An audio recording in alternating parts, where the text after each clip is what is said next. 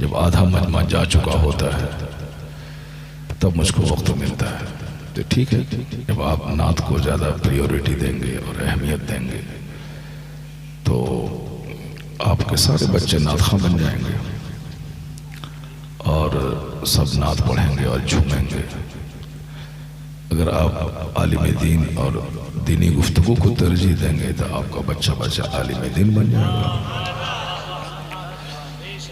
अभी मदरसों में जो तालीम हो रही है, हमारे हजरत को मालूम है कि बहुत बड़े मदरसे को चलाते हैं। मैं कहता हूँ कि हिंदुस्तान में 10 बड़े मदरसों में एक नाम जामिया हुज़ुर मुजाहिद मिल्लत का है। और ये ऐसे ही नहीं हो गया है जज्बात में या जैसे तैसे सुस्ती और काहली से नहीं, बहुत बड़ा काम करने के लिए बहुत बड़ी मेहनत की ज़रूरत होती है। हुज़ूर हबीब मिल्लत ने बड़ी मेहनतें की हैं, अच्छे टीचरों का सिलेक्शन किया है और सख्ती से तालीम पे जोर दिया है, इम्तिहानात भी सख्ती से लिए हैं। तो अचानक नहीं हो गया है, 15-20 साल के बाद तब वो दिन आया है कि जहाँ अशरफिया, अलीमिया, हबीबिया, नईमिया, जहाँ बड़े बड़े इदारे हैं, उस सफ में एक नाम दारुल मुजाहिदीन। दुनिया में बड़ा काम करने के लिए बहुत सख्त मेहनत की जरूरत होती है। अगर जज्बाती नारे से सब काम हो जाए तो आज हमारे पास सारी यूनिवर्सिटीज हमारे पास होती, बड़े बड़े मदरसे हमारे पास होते। लेकिन चूंकि हमारे पास जो कुछ है, जो है जिसके हम लोग लायक हैं वही है हमारे पास। हमारे पास दरगाह है, हमारे पास मज़ार है, हमारे पास उर्स है, हमारे पास क़व्वाली है, हमारे पास मुशायरा है, हमारे पास जज्बाती नौजवान है, हमारे पास यही है। जाहिर सी बात है, जिसको जिस चीज़ का शौक़ होगा तो वो चीज़ पालेगा। अब किसी को नात का शौक़ है तो वो नात की महफिल को पालेगा। किसी को उर्स में हाजिरी का शौक़ है तो वो तो बगैर बोली के लिए मज़ार लगा देगा। बहुत सारी दरगाहें हिंदुस्तान में ऐसी हैं कि जहाँ अल्लाह के वली नहीं भी हैं तो भी मज़ार है। हमारे बिहार में दरगाह है और सड़क के किनारे बिल्कुल बेसलेस बेबुनियाद, अंदर में कुछ नहीं है। सबको मालूम है कि 25 साल पहले वहाँ कुछ नहीं था। ऐसा नहीं किसी वली का इंतकाल हुआ वहाँ दफन कर दिया गया, कुछ नहीं। चंद लुच्चे लफंगों ने खाने पीने के लिए सड़क के किनारे उन्होंने एक खबर बना दी, नहीं ख्वाब में आया है कि यहाँ गया। अब सड़क के किनारे कोई भी ड्राइवर जा रहा है, 10 ईंटा फेंक दिया, कोई एक बोरा सीमेंट डाल दिया, करते करते बड़ी जगह पे शानदार इमारत बना दी। अभी तो उलमा किराम जो जिंदा है, जिसने देखा कि भाई 25 साल पहले कुछ नहीं था। क्योंकि हमारे यहाँ सख्ती से किसी बिदअत को मिटाने की हिम्मत नहीं है, और अगर कोई मिटाता है, मिटाना चाहता है तो लोग इतना उसको नोच देते हैं कि फिर वो दोबारा बोलना नहीं चाहता है। तो इसलिए से हालांकि उसके खिलाफ इलाके के 50 आलिमों को खड़ा हो जाना चाहिए था, खड़ा हो जाना चाहिए था, लेकिन लोग खड़े नहीं हुए। तो अब इतनी बड़ी बिदअत हो गई कि अब क़यामत तक कोई मिटा नहीं पाएगा उसको। क्योंकि अब भीड़ लगने लगी जुमेरात के दिन, सैकड़ों आदमी की मुर्ग बन रहा है, पुलाव बन रहा है। जहाँ कुछ जैसे गैर मुस्लिमों के यहाँ कुछ नहीं है, फिर भी वहाँ सब कुछ कर रहे हैं। हमारे यहाँ वहाँ आला हज़रत रज़ियल्लाहु तआला अन्हु ने 100 साल पहले कहा कि जिस कब्र में साहिब मज़ार हो सलूक करना ये हराम है। वहाँ जाना, फातिहा पढ़ना, चादर चढ़ाना, ये सब के सब हराम है।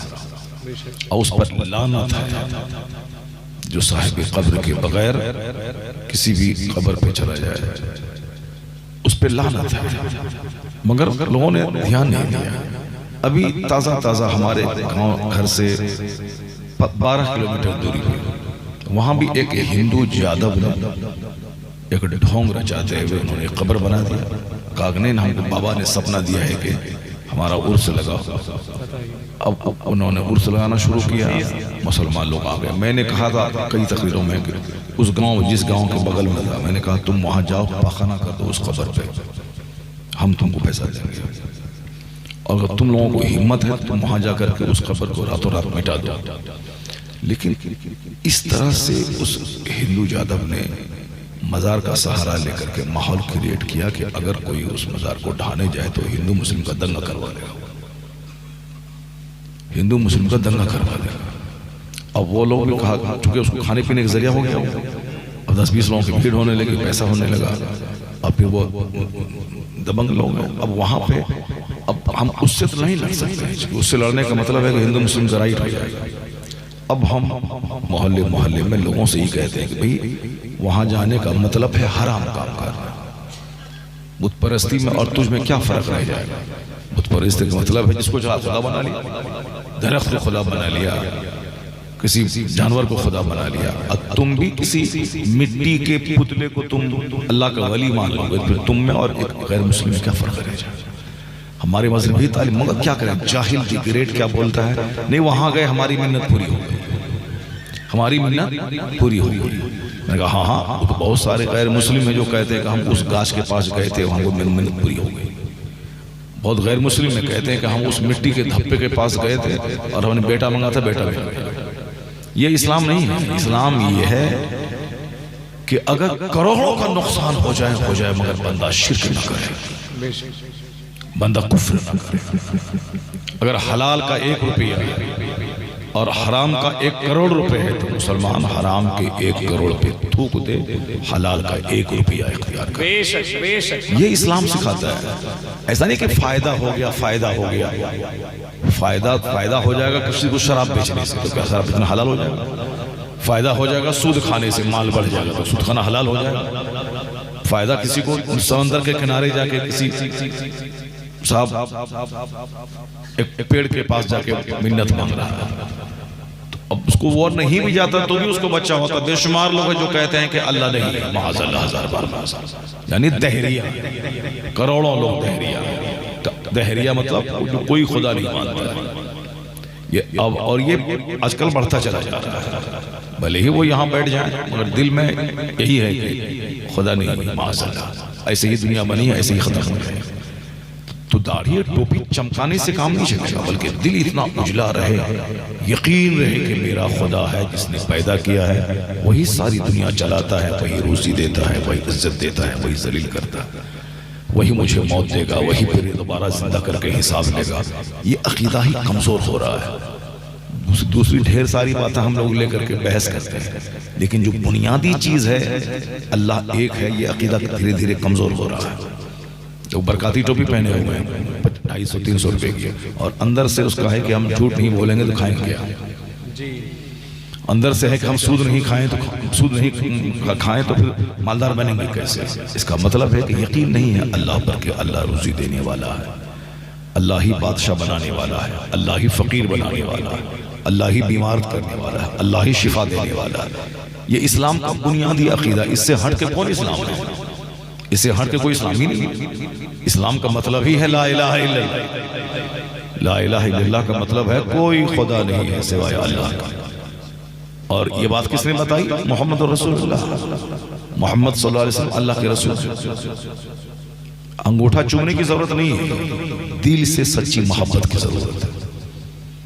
ये बात मैं इसलिए कह रहा हूं कि चूंकि लोग अंगूठा चूम रहे हैं, सर से लेकर पांव तक सारा काम हुजूर की सुन्नत के खिलाफ है। मत चूमो अंगूठा, फर्ज है, वाजिब है, कोई गुनाह नहीं, मगर हुजूर का नाम अदब से लेकर हुजूर की सुन्नतों पे अमल करो, तब सरकार का फैज मिलेगा। खाने से पहले दोनों हाथ गट्टों समेत धो लो, ये हुजूर की सुन्नत। खाना चबा चबा के खाओ, ये हुजूर की सुन्नत। खाना भूख लगे तब खाओ, ये हुजूर की सुन्नत। भूख अभी बाकी रहे खाना छोड़ दो, ये हुजूर की सुन्नत। ऐसा नहीं कि यहां तक बेकार हो रही फिर भी मिला, बिरयानी मिली फिर दबा दिया, नहीं, यहां तक दबा दिया उसके बाद तब उठे और 3 दिन तक पखाना रूम दौड़ते रहे, ये नहीं है सुन्नत सरकार। भूख लगे खाना खाओ, भूख बाकी रहे खाना छोड़ दो। ये 1 करोड़ की एक बात है, ये 1 करोड़ की एक बात है। क्योंकि हम लोग तो बस मजार लेके रह गए, चादर लेके रह गए, झूमर लेके रह गए, उस मजार के अंदर में जो अल्लाह के वली हैं उनका कैरेक्टर कौन लेगा, उनका किरदार कौन लेगा, वो कैसे जिए थे कौन लेगा उसको, वो कैसे अल्लाह पर यकीन रखते थे, किस तरह अल्लाह से डरते थे, कैसे रात रात भर रोते थे, इसको कौन लेगा। क्योंकि उस बात से तो हमको कोई बहस नहीं है, हमको बहस है चादर चढ़ाने का मुकाबला करना, हमको बहस है कि कब्र के ऊपर में 1 करोड़ का झूमर लगा देना है, क्योंकि हमको बेटा हो गया, हमको दुकान मिल गई। इसलिए मजार नहीं लगता है कि आप वहां जाके चादर चढ़ा दो, लोहबान सुलगा दो, अगरबत्ती सुलगा दो, मुजाविर बन जाओ, इसलिए नहीं। मजार इसलिए है ताकि बंदा साल में एक बार उर्स के मौके पर दरगाह पे हाजिरी दे, जो साहिब कब्र हैं उनकी पूरी जिंदगी उनकी निगाहों के सामने आ जाए,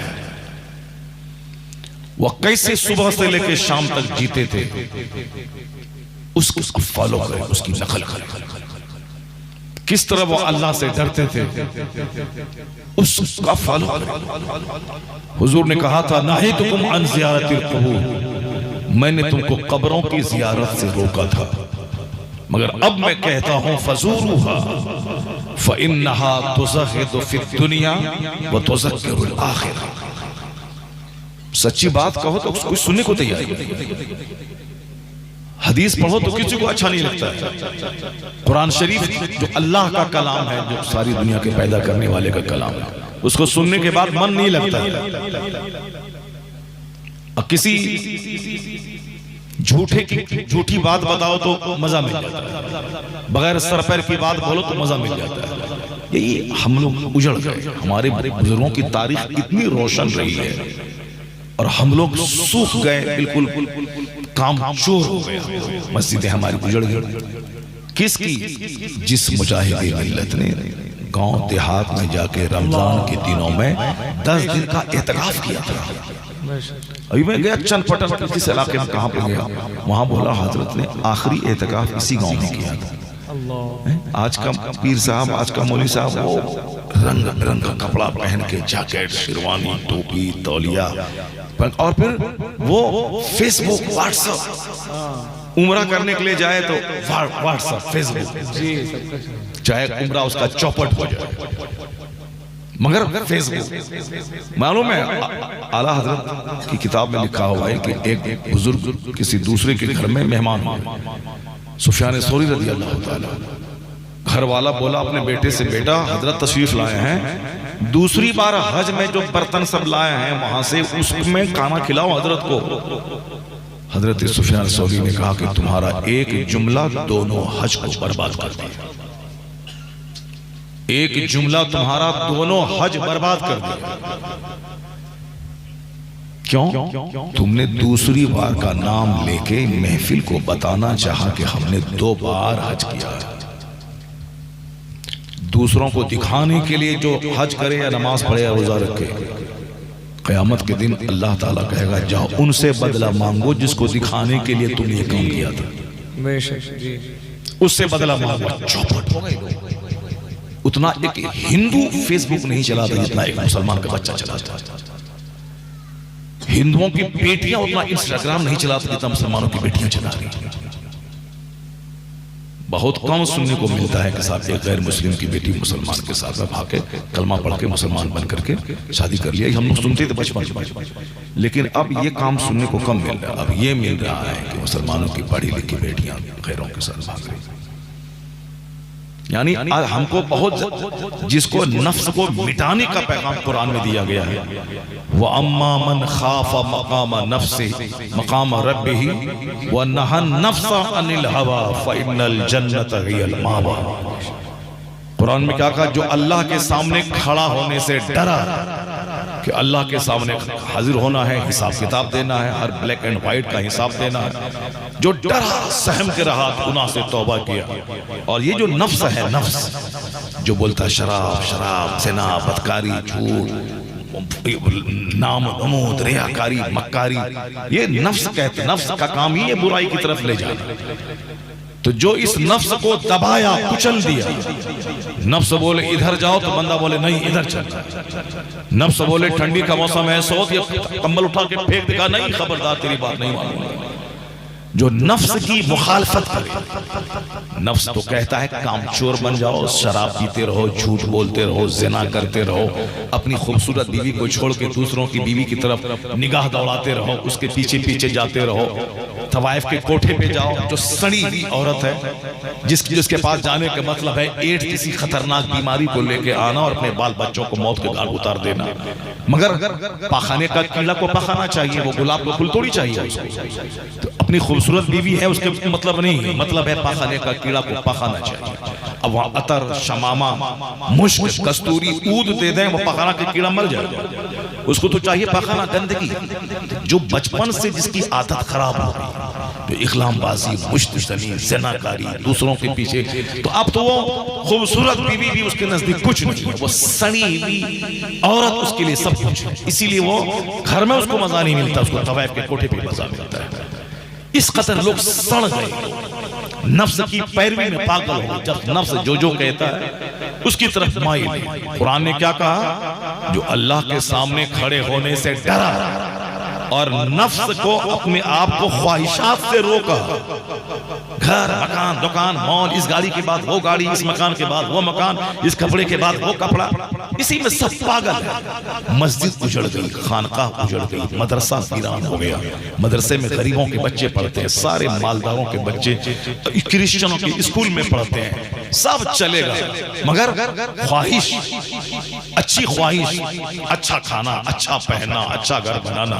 कुरान ने क्या कहा? वह नहन नफ्सा अनिल हवा, जिसने अपने नफ्स को ख्वाहिशात से रोका।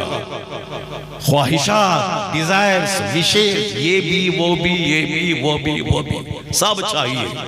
ऐसा नहीं कि अल्लाह के लिए हम इसको छोड़ दें, अल्लाह के लिए इस काम को छोड़ दें, अगरचे वो जायज है, मगर खुदा को खुश करने के लिए छोड़ दें। नहीं, यहाँ तो जायज को छोड़ने की बात तो क्या दूं, यहाँ तो हराम को लोग नहीं छोड़ते। क्या कहा गया?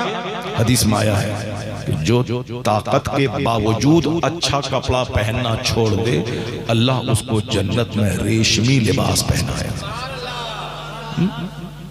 यहां तो ताकत नहीं है तो भी कर्जा लेके ईद के दिन कपड़ा बनाना, ताकत नहीं है तो भी दूसरे का मुकाबला करने के लिए बुलेट खरीद लेना है, अच्छे साल तक उसको किस्त भरते रहना।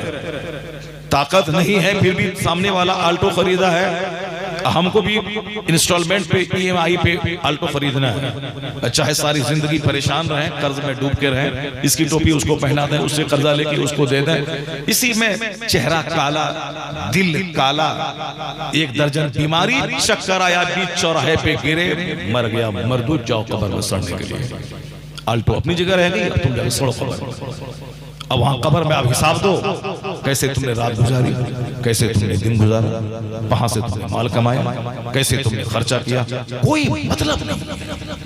हदीस में क्या है, कुरान में क्या है, कोई मतलब नहीं। बस एक हवाई फायरिंग चल रही है, हवाई फायरिंग चल रही है, सच्चाई से कोई बहस नहीं है। 20 साल तक पढ़ा, अब 20 साल से स्टेज पे रह रहा है, जबकि उसको मालूम है कि एक वक्त की नमाज छोड़ना हराम और गुनाह कबीरा है, फिर भी नमाज छोड़।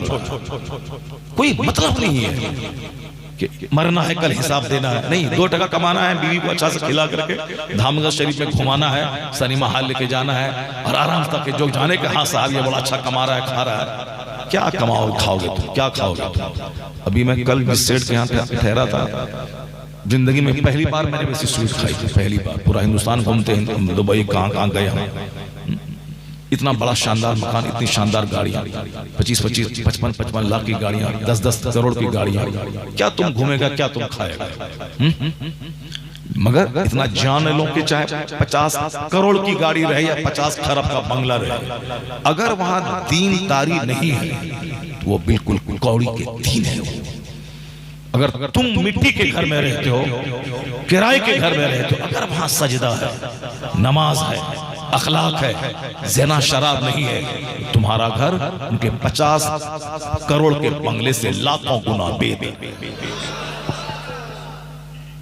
ख्वाहिश, मकान चाहिए, चाहे जहन्नम में चले जाए, गाड़ी चाहिए, चाहे मरने के बाद 99 अज़धासाफ कब्र में ढसे। अभी फेसबुक पे नाम होना चाहिए पूरे हिंदुस्तान में कि हम उम्रा के लिए गए थे, चाहे अल्लाह के नजदीक एक पैसा अजर मिले ना मिले, मगर अभी नाम होना चाहिए। ख्वाहिशात की जो गुलामी करेगा दुनिया में तो जलील होगा ही, मरने के बाद कुछ नहीं मिलेगा। इस्लाम सबसे ज्यादा जोर देता है इस पर सीने पे।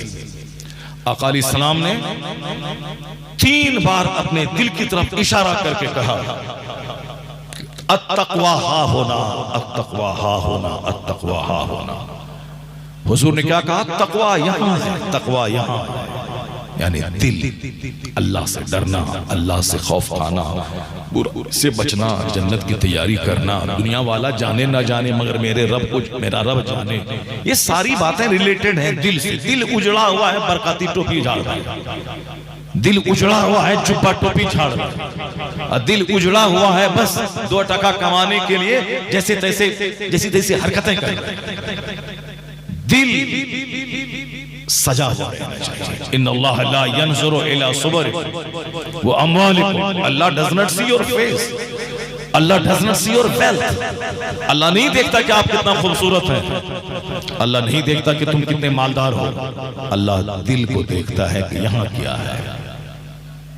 अल्लाह यहाँ देखता है कि दिल में क्या है, कितना डर है। यहाँ जबान से सफाई तो दे देगा, हाँ हाँ हमको अल्लाह से डर है, और दिल में बंद कमरे में नंगा होके घटिया वीडियो बनाना।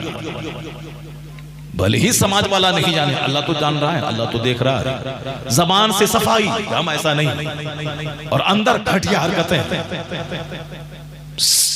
दिल उजड़ गया। जबकि मुस्लिम शरीफ की साफ हदीस में आया है, ला यंजुरु इला सुवरिकुम, अल्लाह तुम्हारे चेहरे को नहीं देखता, जिस चेहरे को तुम सजाते हो, लेकमी फेस साफ, फेयर एंड लवली, ये लेना, ऐसे पोछना, फिर डालना, फिर पानी से पोछना, फिर डालना, फिर पानी से पोछना। पहले तो औरतें 1 घंटा आईने के पास खड़ी रहती थी, अब तो ये मर्द औरतों को पीछे छोड़ दिया। अब ये सामने खड़ा होता आईने के सामने, ऐसे करना, वैसे करना, कंघी ऐसे चलाना, बाल में ऐसे ऐसे दबा करके उसको घुंघरालू बाल बनाना, और साहब ऐसे सेटिंग करना, मोच की सेटिंग ऐसे करना, और साहब क्या है कि रोजाना शेविंग करना, डेली से छुट्टी कहीं निकली हुई नहीं रहे, बस डेली शेव करना। ये पत्थर तो वो क्या है साहब मरहम, तो ये कैंची, वो आईना, वो कंघी, यानी वॉशरूम में जाइए तो साहब 1 दर्जन सामान पड़ा। ये फेस क्या बोलता उसको, फेस वॉश, फेस वॉश। ये हल्दीराम का वो साहब हल्दीराम का वो, अरे वो रामदेव का पतंजलि का फेस वॉश चल रहा है। हम लोगों ने आज तक जिंदगी में आज तक फेस वॉश नहीं खरीदा। 55 साल की उम्र हो रही है, 55 साल की उम्र शुरू हो गई, आज तक सच करो हजरत सामने ऐसा शौक ही दिल में नहीं पैदा हुआ कि चेहरा को उजला करने के लिए फेस वॉश खरीदा। कभी कभार हुआ साबुन से चेहरा धो लिया, कभी कभार। आज भी जबकि सफर करके आया, रात भर नहीं सोए, दिन भर फ्लाइट में, उसी में औंगते रहे, कार में भी औंगते हुए यहाँ तक आए। तो औंगने के बाद तो चेहरा आदमी का थोड़ा सा मुरझा जाता है। तो अब दूसरों के सामने, पब्लिक के सामने जा रहे, जरा सा साबुन लेके पूरा साफ कर ले ताकि चेहरा चमके। अल्लाह की कसम, मैंने भी साबुन नहीं लगाया, बस जैसे औंगते हुए आए रात भर दिन में, उसी तरह से अभी उठे, नमाज इशा पढ़े, खाना खाए और इधर चल दिया। अभी वो कोई साबुन नहीं है, फेस वॉश लेके चल रहा है। हमारी बीवी बोलती है लेते आइएगा वो पतंजलि वाला फेस वॉश, मगर चूंकि वो औरत है तो औरत को तो जायज है जीनत करना, इसीलिए से उसके लिए एक बार लाए होंगे, हमेशा नहीं लाते हैं, कभी कभार ला के दे दिए होंगे, मगर हमेशा नहीं देते। मैं यही कहता हूं कि तुम 5 वक्त की नमाज पढ़ो, और हम पढ़ती है अल्हम्दुलिल्लाह, और हर टाइम अलग अलग वजू करो। 1 करोड़ रुपए की फेयर एंड लवली वो खूबसूरती नहीं दे पाएगी जो खूबसूरती 5 वक्त वजू करने से हो जाएगी। और ये बात तो हम कहते ही, हम तो मौलवी आदमी, हमको तो कहना ही है, लेकिन ये बात अमेरिका की मिसेस लेडी बीचर, जो क्रिश्चियन औरतों की तंजीम की एक लीडर है, उसने कही। उसने, मैंने एक मोटी किताब में पढ़ी है, उस किताब में उस अमेरिकी खातून जो औरतों की तंजीम की लीडर है, उनका स्टेटमेंट है कि मुसलमान औरतों को लोशन लगाने की क्या जरूरत है। उसके मजहब ने इतना जबरदस्त कायदा नमाज का दिया है कि अगर नमाज से पहले वजू में फेस वॉश है, चेहरा धोना, face wash, hand wash, leg wash, ये वो पांच टाइम चेहरा धोना। ब्यूटी पार्लर में तो एक दिन में एक बार गई और वहीं 2-4 बार पानी से चेहरा साफ करवाया, मगर यहाँ 5 बार फेस वॉश, फजर से पहले, जोहर से पहले, असर से पहले, मगरिब से पहले, ईशा से पहले 5 बार फेस धोना। और वो कहती हैं कि नमाज में जब सजदे में औरत जाती है तो हार्ट जो ब्लड का सप्लायर है, जो ब्लड आउटपुट भी करता है, इनपुट भी करता है, पूरे जिस्म के ब्लड को दिल लेता है, फिर ये ब्लड पूरे जिस्म में सप्लाई करता है। आप क्या नहीं सुनते हैं, हरकते कल्ब बंद होने से मौत हो गई, हार्ट अटैक आ गया, सांस की गति रुक गई। ये अटैक हार्ट माने दिल, ये दिल का ब्लड सर्कुलेशन बंद हो गया, दिल की रगें ब्लॉक हो गई। ये दिल जिंदा है तो सारा जिस्म जिंदा है, दिल ब्लॉक हुआ तो सारा जिस्म बंद हो गया। तो क्या कहा, ये दिल ब्लड का सप्लायर है। 4 रगें हैं, 2 रगें ब्लॉक हो गई, अब क्या होगा, बाईपास सर्जरी करनी होगी ताकि ब्लड पहुंचे, चूंकि यही ब्लड को सप्लाई नीचे भी करता है, ऊपर भी करता है।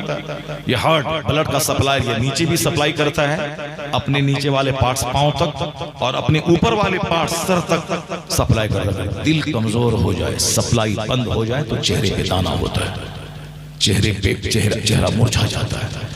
अरबपति घराने की बेटियों का अक्सर चेहरा, उसके चेहरे पे 50-100 दाने होते हैं, क्योंकि उनको कोई काम तो है नहीं खाने पीने के लिए, बस सिर्फ अब मोबाइल चलाना है और 1 घंटे 2 घंटे तक चेहरे में लोशन लगाना है। अब जाहिर वो केमिकल है, वो केमिकल चीज को बार बार इस नाजुक चेहरे पे जो लगाएगी तो क्या हाल होगा उसका। वक्ती तौर पर 1 मिनट के लिए चेहरा चमक तो गया, लेकिन उसके बाद पूरी खाल को गला के राख कर देता है। इसीलिए अरबपति घराने की पहुंच गए, हम लोग हवाई जहाज में चलते रहते हैं बराबर, अब वहां कोई गरीब घर की औरतें थोड़ी चलेंगे, वो जींस टी शर्ट पहनी हुई है साहब, उनके पास हमारे पास जो बैग की कीमत है उससे 10 गुना ज्यादा महंगा बैग उसके पास मौजूद है। उसके हमारे पास मोबाइल है 30,000 का, उसके पास मोबाइल 3 लाख रुपए का है। जाहिर सी बात है, मालदार अरबपति घराने की बेटियां हो सकती, अब सामने बैठी हुई नजर तो चेहरे पे पड़ जाएंगे। और चूंकि हम लोग समाज में रहने वाले लोग हैं, समझाने वाले लोग हैं, तो हम लोग तो गौर करते रहते हैं कि कहाँ क्या कैसे होता है, इसीलिए हम लोग को नजर पड़ती है, हम देखते हैं उसके अक्सर अरबपति घराने की औरतों के चेहरे पे इतने दाने दागदार चेचक जाता है। क्यों? उसमें ज्यादा रोल रहता है ब्लड सर्कुलेशन का। ब्लड नहीं पहुंच पाता है, वहां दाने निकल जाएंगे, ब्लड नहीं पहुंचेगा, दाने निकल जाएंगे। आजकल एक बीमारी हो गई है खुजली की, खारिश की, अक्सर लोग उसमें मुब्तला है, खारिश की बीमारी हो रही है, और ज्यादातर खारिशें सर में खुजलाहट हो रही है और चेहरे पे। अब उसके लिए अमेरिका में साइंसदानों का काम ही ये पता लगाना बीमारी कैसे होती है, उसका इलाज कैसे होगा, रीजन क्या है।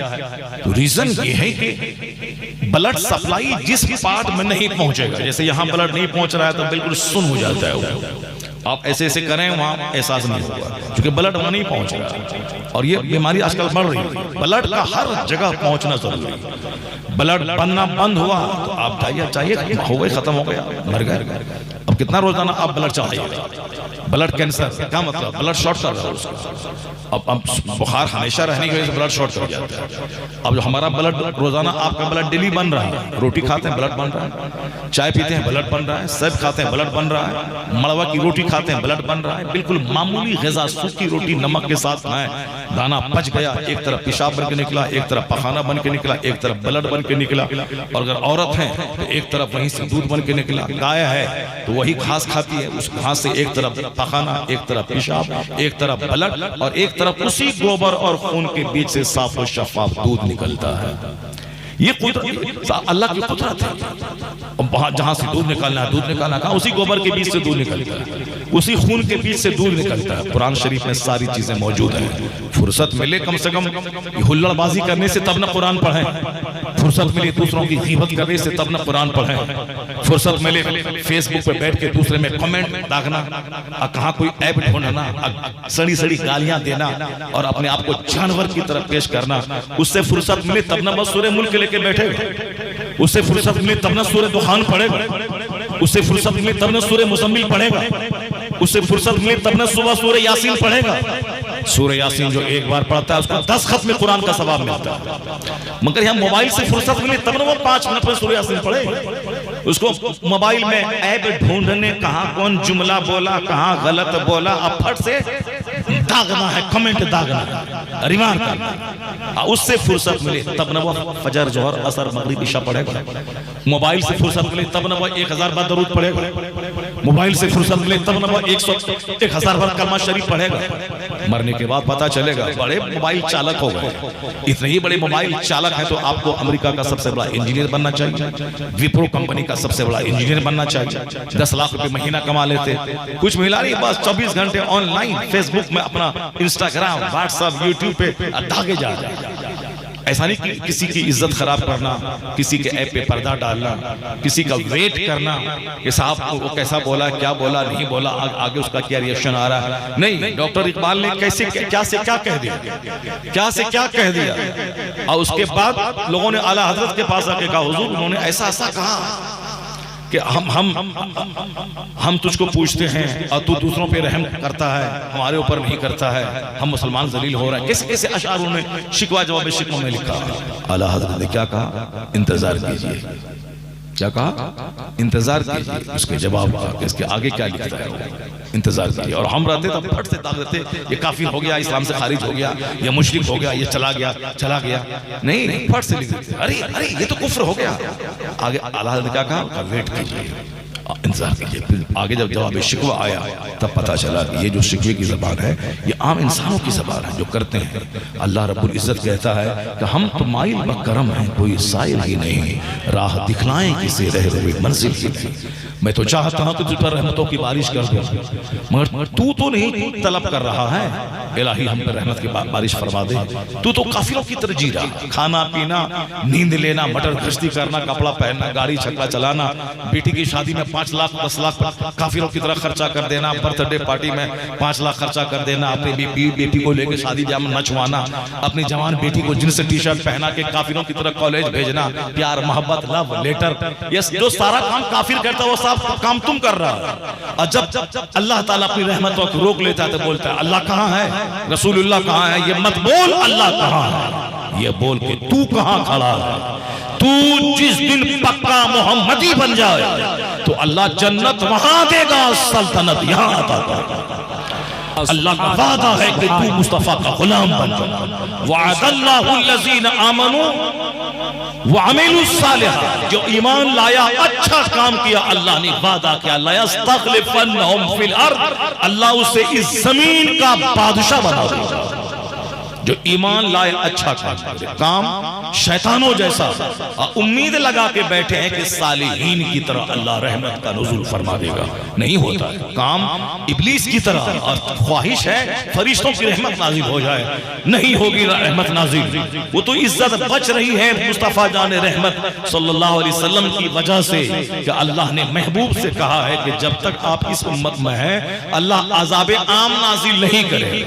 तो आका अलैहिस्सलाम की कब्र अनवर दुनिया में मौजूद है, तो अज़ाब आम के सारी दुनिया आग में झुलस जाए, सारे लोग मर जाएं, ये आम अज़ाब नहीं आएगा। हाँ, कहीं कहीं आएगा, यहाँ चेहरा बिगड़ जाएगा, वहाँ सूखा हो जाएगा, वहाँ आग लग जाएगी, 10 लाख लोग मर जाएंगे, वहाँ सैलाब आ जाएगा, वो आबादी तब, लेकिन जनरल अज़ाब तूफाने नूह की तरह के सैलाब आए, सारी दुनिया खत्म हो जाए, ये अज़ाब नहीं आएगा। जब तक मुस्तफ़ा जमीन के ऊपर थे उस वक्त तक ये अज़ाब आम नहीं आया।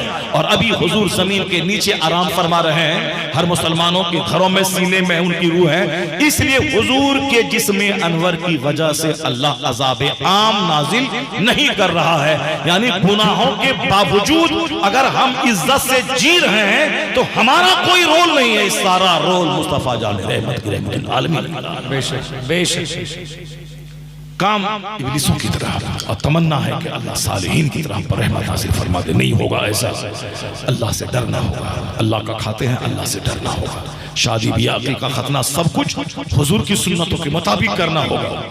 ऐसा नहीं कि कोई देखने वाला नहीं है, अल्लाह देख रहा है, हुजूर देख रहे हैं। सरकार दो जहां की रूह हर मोमिन के घर में मौजूद है। ये बात से मौलाना साहब बोला, हम बोल दे सुभान अल्लाह। बस उसके बाद इसके आगे कुछ नहीं सोचे कि क्या होना चाहिए। मौलाना साहब बोला कि हाँ, जब घर में दाखिल होइए, जब कोई घर वाला को सलाम कीजिए, और कोई नहीं रहे तो कहिए अस्सलामु अलैका अय्युहन नबी, ए नबी आप पर सलाम हो। क्यों? फ़इन्ना रूहन नबी मौजूदुन फी बुयूत अहलिल इस्लाम, इसलिए कि मुस्तफ़ा की रूह हर मोमिन के घर में मौजूद है। तो क्या समझे? बस सुभान अल्लाह बोल दिया, हो गया। 1 करोड़ की एक बात है वो। अगर हर मुसलमान ये समझ ले कि हुजूर की रूह मेरे घर में मौजूद है, सरकार के सामने ज़िना करेगा बंदा, सरकार के सामने सूद खाएगा बंदा, सरकार के सामने रात में 4 घंटे तक वो नंगी टीवी, नंगी फिल्में देखेगा अपने घर में। बस जलसे तक में हुजूर की रूह है, बस जलसे तक। बाकी यहाँ दिल में नहीं उतरे। दिल में जिस दिन उतर जाए, टेलीविजन पे फजूल फिल्में बंद हो जाए, घर में भी बंदा सचेत रहेगा, खबरदार हुजूर की रूह मेरे घर में मौजूद है। सरकार के सामने गुनाह नहीं होना चाहिए। चूंकि ये जलसे की बातें, हवाई फायरिंग वाली बातें, प्रैक्टिकल वाली बातें रहे तो घर में टेलीविजन बंद हो जाए। प्रैक्टिकल की बातें रहे तो हमारे घर में हमारी बीवी दूसरे हमारे दोस्त को लेकर मजा ना करे। सऊदी अरब में रही, यहाँ सब मजा हो रहा है। अब वहाँ फोन लिखा जा रखा था, हाँ तुम अभी 1 साल मत आओ, वहीं पे रहो, सब चल रहा है तुम्हारा काम, बाल बच्चे स्कूल जा रहे हैं, हमारा भी काम चल रहा है, सब वहीं पे रहो। क्या घटिया किस्म की हरकतें लोग कर रहे हैं। बस उस जो सलील हरकतें कर रही है, शौहर की मौजूदगी में ज़िना करवा रही है, ड्राइवर के साथ, नौकर के साथ, वो घर में रहमतें नाज़िल होंगी, वो कौम तरक्की कर पाएगी। और बकवास के इस्लाम खतरे में है, बकवास के साथ इस्लाम मुसलमान जलील रुस्वा हो रहे हैं।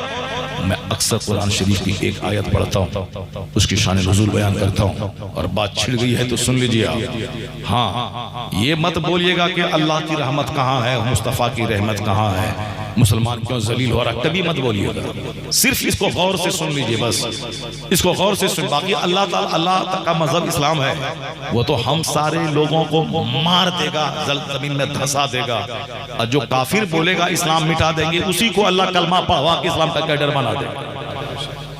अल्लाह ताला वही दुनिया पैदा करने वाला, वही सबको, जो पानी की बूंद से इंसान को पैदा किया है, उस अल्लाह को मालूम नहीं कि हम कैसे इसको हम सजा दें, कैसे इसको हम इज्जत दें। सारी दुनिया में अमेरिका की वाहवाही, हाई टेक्नोलॉजी, पूरी दुनिया का सुपर पावर, पूरी दुनिया का बादशाह, सारी दुनिया उससे डरती है। हिंदुस्तान का राजा ये भी डरता है उससे, पिछलगू की तरह घूमता रहता है कि साहब इनॉग्रेशन सेरेमनी में हमको दावत नहीं मिली, तो अपना आदमी को भेज दिया कि जा कम से कम दुनिया में नाक कटने से बच जाए कि हाँ इन्विटेशन कार्ड आया, और हाँ हमारे पास वरना जलील हो जाएंगे। और जीतेगा हारेगा वहाँ, और यहाँ ये साहब हवन कोई कर रहा है, तो कोई साहब जुलूस निकाल रहा है, कोई साहब नारा लगा रहा है, मजिएगा वहाँ। क्यों? जानता है कि वो उसका अगर हम आगे पीछे चापलूसी करेंगे तो हमको कल काम देगा। सारी दुनिया जिसकी गुलाम है, जो सुपर पावर है, वरना सऊदी अरब में सारे मुसलमान एक एक पत्थर मारे तो इसराइल का नाम और निशान मिट जाएगा।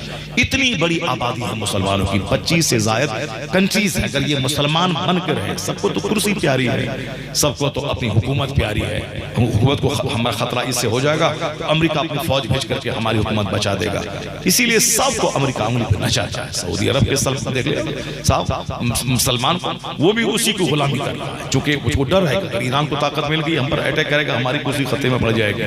काबा की फिक्र नहीं है, मद खतरा की फिक्र नहीं है, दुनिया के 200 करोड़ मुसलमानों की फिक्र नहीं है, सिर्फ अपने बाल बच्चों के अच्छा खाने पीने, हुकूमत करने, अपने महल में मौज मस्ती करने, अपनी फिक्र है, अपनी फिक्र है। चाहे मुसलमान डैमेज हो जाए, एक एक को चुन चुन के मारे। ये जो मियां मिट्टू बोल रहा है हमको बचा देगा, वो सद्दाम जैसे लोगों को नहीं छोड़ा इन लोगों ने। कर्नल कद्दाफी जैसा आदमी, पूरी दुनिया में इसके धमक मौजूद थी। हम लोग बचपन में न्यूज सुनते थे कर्नल कद्दाफी के बारे में, क्या तबसरा होता था जब उसको नहीं छोड़ा अमेरिका ने। सद्दाम जैसे आदमी जो अमेरिका को ललकारता था, पूरी दुनिया को, साहब उसको नहीं छोड़ा उसने।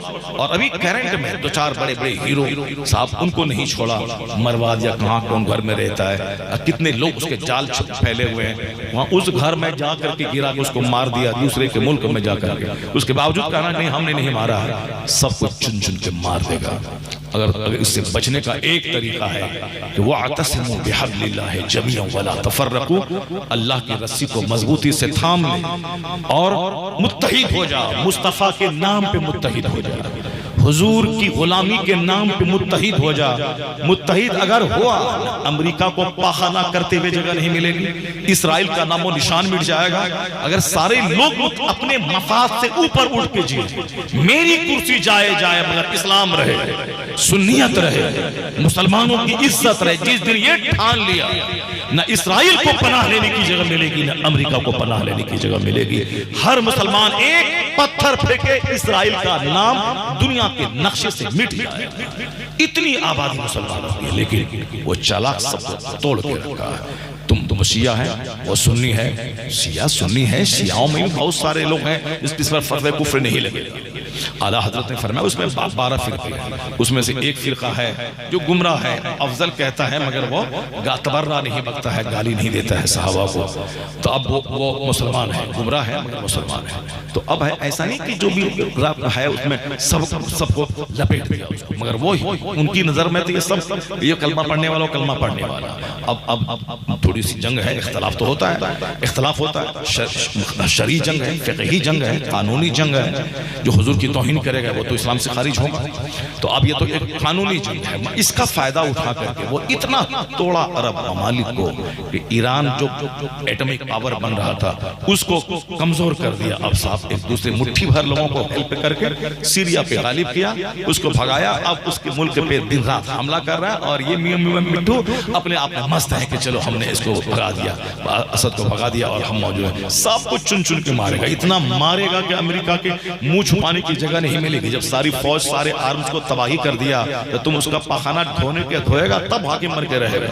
और जिस दिन आंख दिखाएगा कि इज्जत से रहे, इतना मारेगा कि लाश गिनने की फुर्सत नहीं मिलेगी। उससे पहले एक तरीका वही है जो अल्लाह ने कहा, अल्लाह की रस्सी को मजबूती से थाम ले, आपस में टुकड़े टुकड़े मत बन जा, वरना तेरी हवा निकल जाएगी, सारे काफिर तुझको तबाह बर्बाद कर देंगे। तुम आखिरत के मतवाले बन जा और मोहम्मद से प्यार कर ले, मुस्तफा की गुलामी कर, तो फिर उसका रिजल्ट ये निकलेगा कि सारी दुनिया के दिलों में तेरा रौब डाल दिया जाएगा। यहां तू हाकिम बनेगा, मरेगा तो वहां जन्नतुल फिरदौस में आराम करेगा। कुर्बानी देनी होगी, ऐसे बकवास करने से काम नहीं चलेगा। कुर्बानी करने के लिए उठना पड़ेगा, सेल्फ से ऊपर, नफ्स से ऊपर उठना पड़ेगा। इस्लाम के लिए, मुसलमान के लिए, कुरान के लिए, अल्लाह रसूल के कलमा को बुलंद करने के लिए ये बड़ी सोच रखनी पड़ेगी। एक है खुद साज और एक है तारीख साज। ये दो चीजें हैं। खुद साज अपने को बना, अपना कपड़ा, अपनी गाड़ी, अपनी नौकरी, दुनिया जाए चूल्हे में कुछ नहीं। हमारा मदरसा, हमारी मस्जिद, हमारी खानका, अब चाहे मुसलमान जाए चूल्हे में नहीं, उससे नहीं। मैं अपना बच्चा, अपनी बीवी, अपना खाना, ये खुद साज लोग हो गए जो अपने मकान, अपनी गाड़ी के लिए अब जिए। ये खुद साज लोग हैं। चाहे मजहब का नुकसान हो, मिल्लत का नुकसान हो, अपना फायदा होना चाहिए। ये ऐसे लोगों को बाल बच्चा भी भाव नहीं देता। ऐसे लोग अंततः कंक्लूजनली जलील हो जाते हैं। ऐसे लोग मर जाते हैं, उसका बाल बच्चा भी नहीं होता, क्योंकि वो अपने में जीने वाला। अल्लाह तो है, अल्लाह का कानून ही तो चलता है दुनिया में, अल्लाह रब्बुल इज्जत है। तो अपने में जो जीता है, अपनी आग में, जैसे आजकल 90% लोग ऐसे ही हैं। न मदरसे की फिक्र है, न खानका की फिक्र है, न आलिमों की फिक्र है, न मस्जिद की फिक्र है, न खानकाहों की फिक्र है, कुछ नहीं। वो जाने हबीबे मिल्लत जाने, हमको अपना घर, अपना बच्चा, अपनी दुकान, अपना मौज, बाकी वो जाने उसका काम जाए। एक दिन जाएंगे, चादर चढ़ा देंगे और रात भर जा करके उर्से मुजाहिद मिल्लत में हा करेंगे, अब चले आएंगे। बाकी मदरसा कैसे चल रहा है, खानका कैसे चलेगी, जब वक्त पुकारेंगे हमको कैसे वहां जाना है, कैसे उड़ीसा पूरे स्टेट की सुन्नियत को कैसे बचाना है, कैसे मजहबी मुसलमानों की इज्जत को ख्याल करना है, उसके लिए घर से निकलना होगा, दुकान बंद करनी होगी। ये काम कौन करेगा? नहीं, तुम जानो, तुम्हारा काम जाने। हमको बस अपना घर चाहिए, अपना मकान। ये वो लोग हैं जीते जीते मर गए, 1000 एकड़ जमीन खरीदा, अब उनकी कब्र पे जाके जानवर चल रहा। उनका बच्चा भी फातिहा पढ़ने नहीं जा रहा, क्योंकि बच्चा को दुनिया अल्लाह रसूल अल्लाह की बात सिखाएगा तब ना उसका बच्चा बाप की कब्र पे जाएगा। वो तो समाज वालों से बचने के लिए दारुल मुजाहिदीन मिल्लत से 10 बच्चा को बुला लेगा, बोलेगा 10 खत्म कर दो। कैसे 10 खत्म होगा? 10 बच्चे में 10 खत्म होता है? 10 बच्चा को बुला लिया, बच्चा सब इतना चालाक नहीं बोला 10 खत्म, 20 खत्म कर दिया, जाओ कर दिया, जाओ तुम 10 खत्म बोला, 20 खत्म कर दिया, जाओ जैसे तुम वैसे, जैसे तुम वैसे, तो अब 10 खत्म। ये बोलो ना कि भाई 10 खत्म नहीं, आप मेहमान हैं रसूल के, मेहमान रसूल हैं, आप मेरे घर में कदम रख दिए, अहद भी 3 बार पढ़ के मेरी माँ को बख्श देंगे तो एक खत्म कुरान का सवाब मिल जाएगा। आप आ गए, आप मेरे घर में आप दुआ कर दीजिए। नहीं, वो 10 आदमी को बोला करके 10 खत्म कुरान चाहता है, तो एक खत्म को भी नहीं हो पाता है ठीक से। तो अब उनका बच्चा, उनकी माँ मरी है क्या? दारुल मुजाहिदीन मिल्लत के जो बच्चे तुम्हारे यहाँ आ गए माँ बाप के मरने के बाद, क्या उनकी माँ मरी है क्या? वो दिल से पढ़ेगा। उनका बाप मारा है क्या? वो रो रो करके अल्लाह से दुआ करेगा।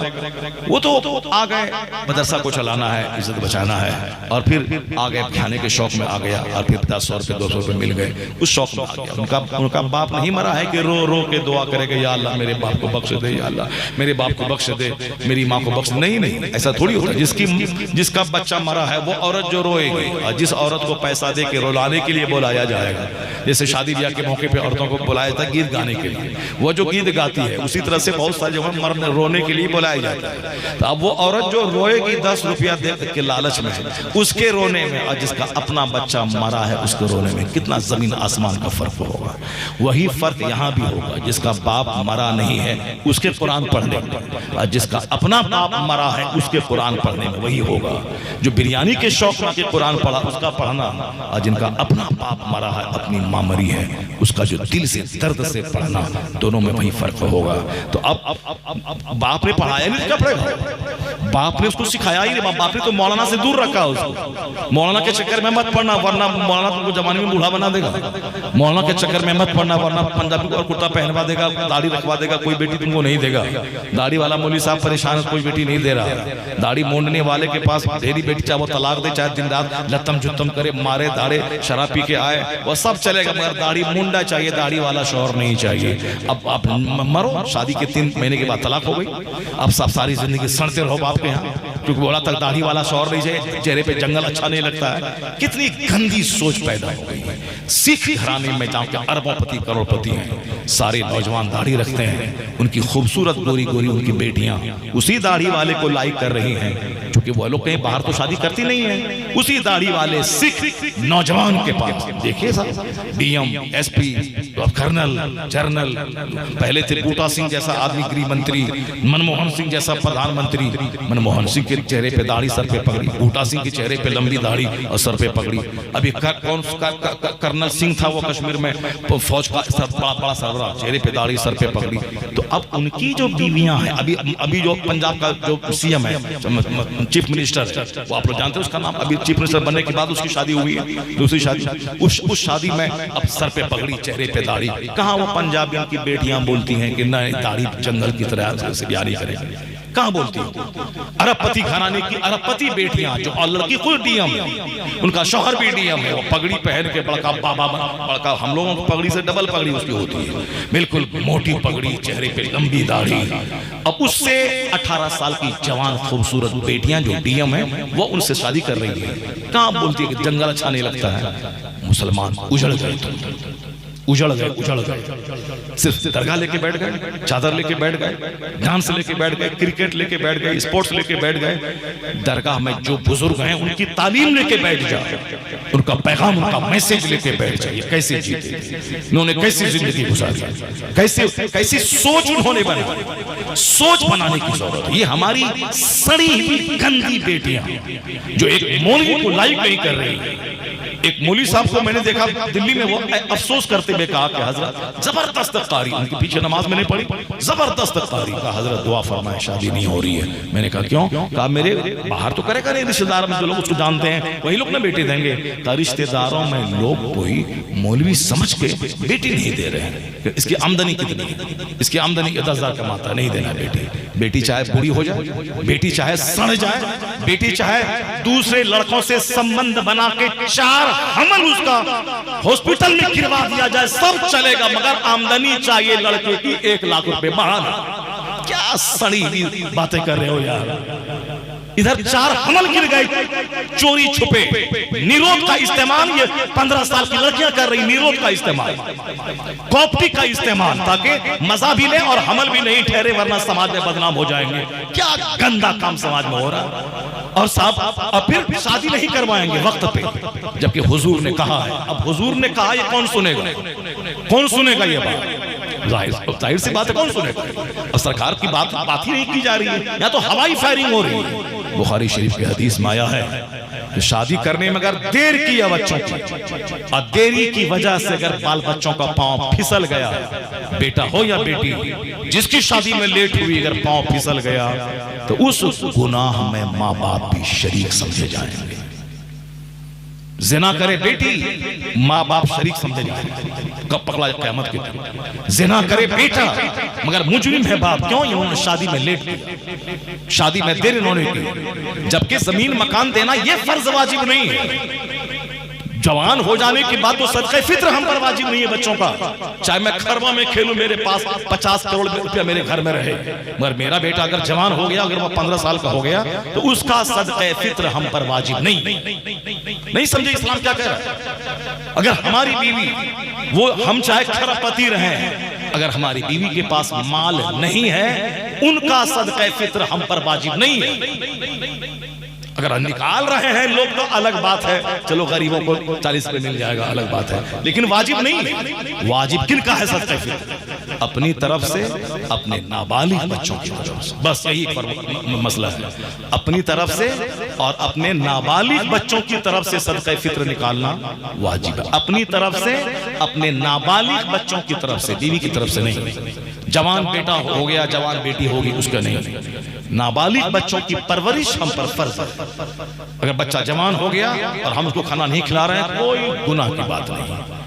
अब उन पर नमाज फर्ज है, उनका अपना माल हो तो सदक़े फित्र वाजिब है, उनके पास अपना माल हो तो हज फर्ज है, उनके पास अपना माल हो तो कुर्बानी वाजिब है, बीवी के पास अपना माल है तो हज फर्ज है, अपना माल है तो सदक़े फित्र वाजिब है, अपना माल है तो कुर्बानी अलग से उस पर वाजिब है। अगर उनके पास अपनी जमीन है तो ज़कात उस पर। शौहर पे बीवी को साथ में लेके जाना उम्रा के लिए ये जरूरी नहीं है। अगर लेके कोई जाता है तो एहसान है, जैसे हम समाज के 5 आदमी को लेकर साथ में चले जाए, ये फर्ज नहीं है, एहसान। अगर शौहर अपनी बीवी को लेकर हज को जा रहा है, बीवी के पास माल अपना नहीं है, ये शौहर का एहसान है, उस पर हज फर्ज नहीं है औरतों पर, मगर ये लेके जा रहा है अपना। अब हम जा रहे हैं बीवी को लेके जाए, एहसान है, नेकी शौहर को मिलेगी कि ये अपनी बीवी को भी हज करवा रहा है।